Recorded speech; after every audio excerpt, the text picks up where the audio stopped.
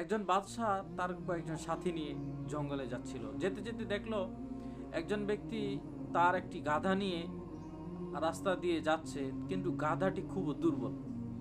যখন সে রাজা দেখলো, বাদশাহ দেখলো যে গাধাটি খুবই দুর্বল, তো ওই ব্যক্তিকে বলল যে শোনো, তোমার এই গাধাটা আমার কাছে বিক্রি করে দাও, তুমি এর লালন পালন করতে পারছো না। তো ওই ব্যক্তি বলল, আমি এই গাধা বিক্রি করতে পারবো না, এর মধ্যে কিছু খুসুসিয়াত, কিছু নির্দিষ্ট বিষয় রয়েছে। তো বলে, কি সে বিষয় যার কারণে তুমি বিক্রি করছো না? সে বলল যে দেখো, আমি এই গাধার মধ্যে যে এর পিঠে উঠে সে ব্যক্তি মক্কা মদিনা দেখতে পায়। তখন রাজা বলল, সত্যি তাই? তো উজিরকে বলল, ঠিক আছে উজির, তুমি উঠে দেখো তো, দেখা যায় কিনা মক্কা মদিনা। তো ওই গাধাওয়ালা বলল যে আমার একটি শর্ত আছে, এই শর্ত সাপেক্ষে সেই মক্কা মদিনা দেখতে পায়। বলে, কি শর্ত সাপেক্ষে?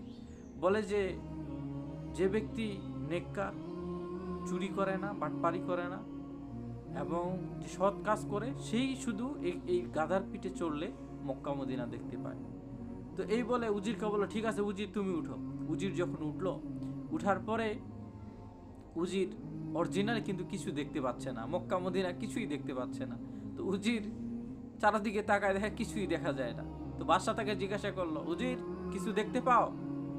উজির মনে মনে ভাবতেছে, যদি বলি যে আমি দেখতে পাই না, তাহলে বাদশাহ বুঝে যাবে যত চুরি বাটপারি রাজ্যের সব আমিই করি। তো উজির বলতেছে, জি হুজুর, এই যে মক্কা দেখা যায়, এই যে মদিনা দেখা যায়।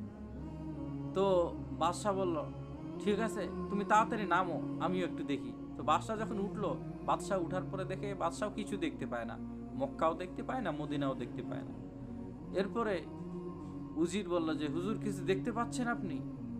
তো বাদশাহ এখন মনে মনে বলতেছে, যদি আমি বলি যে আমি কিছু দেখতে পাচ্ছি না, তাহলে এরা বলবে যে রাজ্যের যত চুরি বাটপারি সব আমি করি। তো বাদশাহ বলল যে হ্যাঁ, এই তো মক্কা দেখা যায়, এই যে খেজুর গাছ, এই তো মদিনা দেখা যায়।